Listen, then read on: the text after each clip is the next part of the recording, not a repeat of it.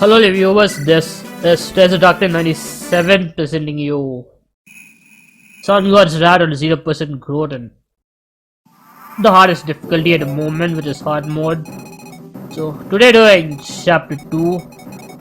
It's a pretty interesting map. The fast clear, this is one of the first chapters where you get a fast clear and a slow clear penalty. So the fast clear is basically to beat a map under a certain amount of turns. Here around I guess 7 or 8. So here it's 10, remember right? The later versions, you get a weapon or an item which will really help you. In this chapter you get a halberd, and halberd's frankly going to be pretty useful if I can get it, that is. But low clear penalties generally involve robbing a gold. It's not a huge penalty in all honesty, just make sure you don't sell your gems. I really want to buy something and we'll be fine with that. And in case it isn't unloading your money, it's going to be, well, a game over. I'll be pretty much struggling with his funds because I wasn't fully familiar how to get around with it until a few chapters later on. But and I'm bird capturing a lot, so that kind of hurts my availability, I mean my funds a bit. I made a couple of new enemies around here, which are weapons effective against. For instance, these brigands, the male brigands that we released, if you remember right. The mercenaries, and probably soldiers. Our new class level is called a muscle. So Relina's Rowan is pretty effective against them. She can easily one-shot them, but a bulk, as you can see, isn't particularly great. And similarly, Cat's Blood Gang is in the same way effective against those brigands and muscle types. The brigands is a t-shirt, or essentially what I'd call the TLP brigands. At the bottom you see those armor like brigands there. So they originated TLP, if I remember right. So the best way to beat them is using Sean and Rapier and TLP, but you can either use a Blood Gang or the Armor Slayer to get in the village up there. And visit your house at the bottom around there, one of those two houses where Lexus should give you a rough idea of what type of magic each generic enemy should wield. So you might want to take notes for future reference, I guess. If you want to, well, keep it, well, want to be like thorough about it, I guess.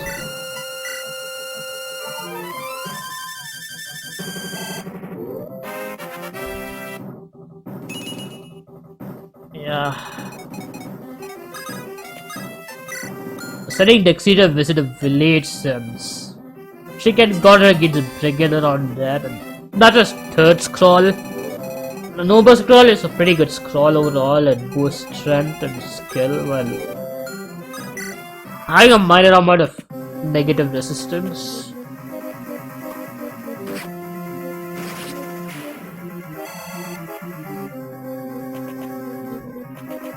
Just don't be and take it a bit slow here. Just rush to his graveyards and load his enemies. Trust me, it's gonna be a lot easier.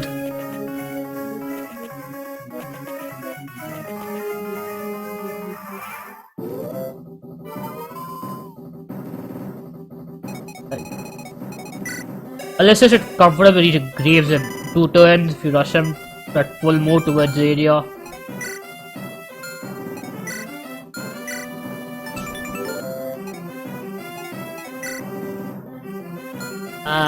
Corner is rally skill, that's going to be pretty useful, I guess.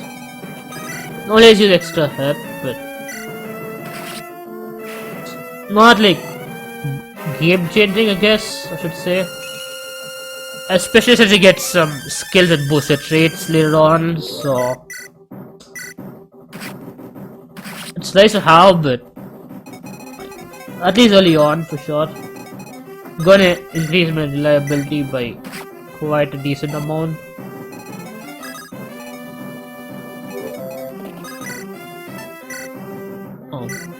Fairly accurate, and that should enable Savage Blow, which means it can probably take him down with Opportunist and extra damage. And in this map, there are 2 terrain types in SGW. One is a church from FP4. You played FP4 as a church which heals your money, heals you for full amount if I remember right, but it takes some amount of your gold.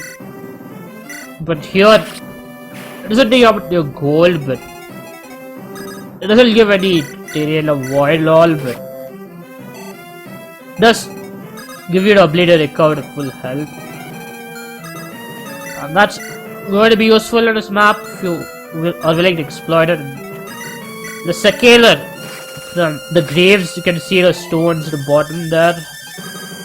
So they're basically 60 avoid. Just if you remember, if you played Guided or Sword of Valencia, there are essentially the same graves around there.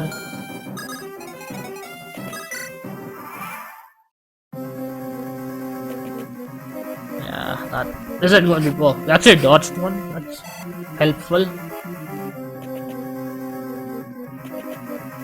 And the hero on there has a Master Axe. Using Saul is obviously going to be a best bet around that area there.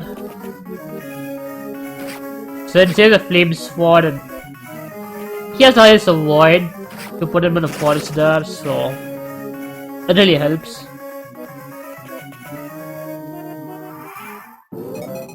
And there's a boss. You can either wait for 10 turns and lose your parsley reward, or you can take him down and fight a skin boss pretty soon. And the shop around there has some interesting items. I'd recommend buy at least one Elven and Sagittarius. You don't have to buy heal stuff since the next chapter is essentially a 10-turn chapter in which you can capture a lot of priests and bishops and get the heal staves. And obviously it's my first playthrough, so I'm not going to do this, but I'm just saying from experience. It should be pretty easy to do on roads especially.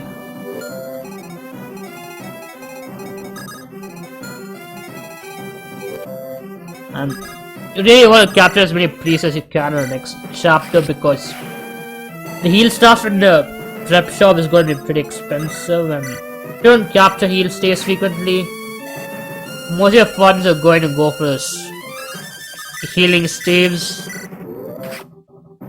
and that, trust me, sucks, because you could have got a good item instead, good weapon.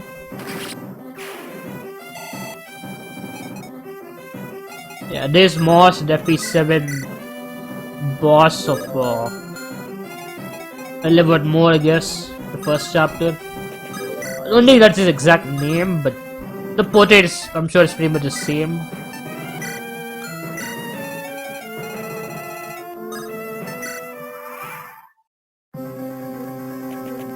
He's going for Lex. Bad move. I mean, Lex is a retaliate, but counter does act as a retaliation of its own way. It's a shame we won't be able to use it later on, but you won't need it later on since he has Gale Force with Double Lion. You can see that's the best you can reach. The hero is fairly accurate, but if you don't want to get those Elven or Sagittarius, you can always ignore him. But you lose out on the blue gems, so probably want to get the blue gem at the very least if you don't want to visit a shop. The strategy is going to be pretty flexible since it's a 3-inch door with a fairly high might.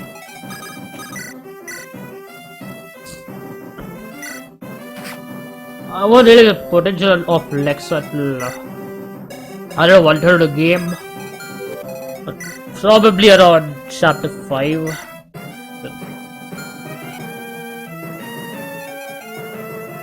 Well, this is why I should do 0% growth in the first run.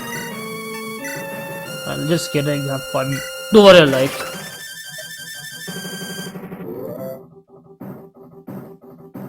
But seriously, you really want to get familiar with the game before doing a 0% growth run. You're going to miss a lot of exploitable strategies that you could have done if you had a lot more knowledge about the game, for sure.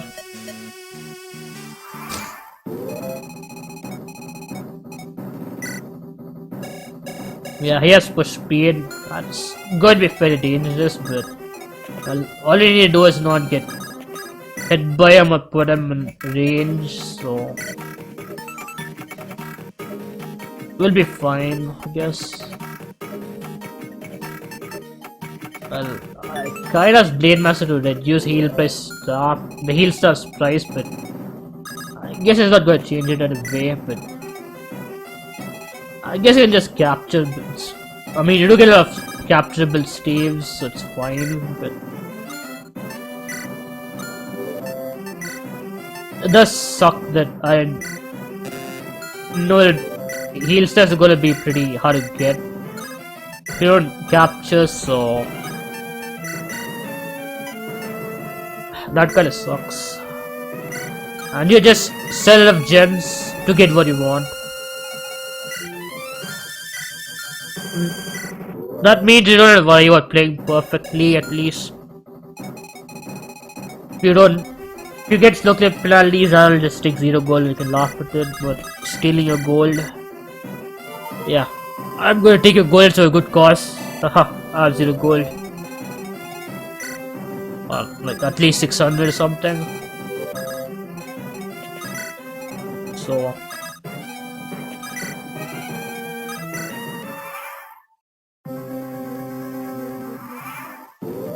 yeah, just need to load a boss and kill him.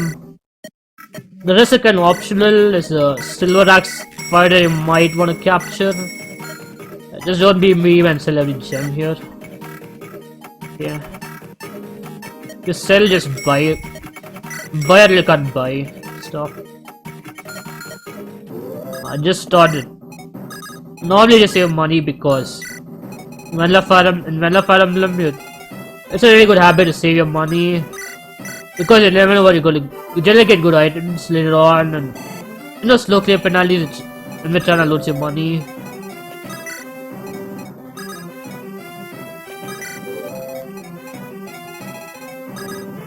We just short time, just load a boss and defeat him, but the pit fighter on there is a silver axe, so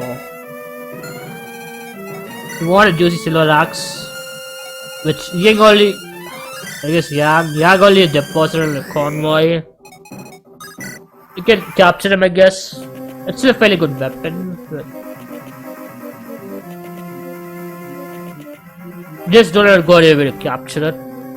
Yeah, there you go, my passport is gone. So you just want to ignore that hero if you don't want a blue gem. You can always get more blue gems, I guess, but the halberd is going to be a lot more useful for sure.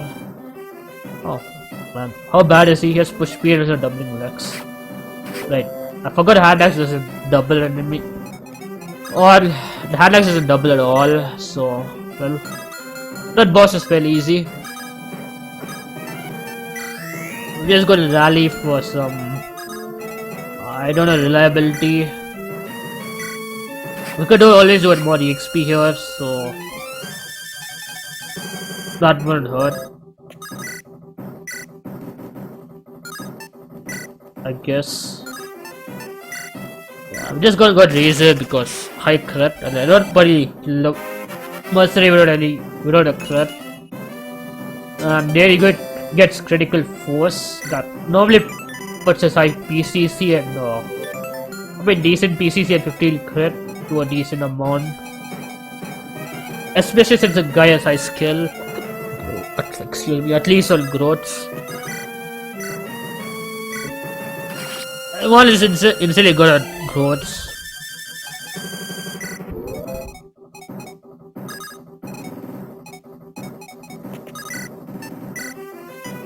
Wait, second, yeah. Just gonna kill as many LBs as I can because more XP, but just go rush for the boss, honestly. Yeah, just don't know why, but Nose is kind of running a lot. Yeah, trying to feel bad for him, but you know, it's still an enemy, so we can't really show mercy, I guess. Anyway, that should be it for this chapter. Considering will like, share this video, and subscribe to my channel. And have a good day, good night, and see you all in the next video. And until then, goodbye.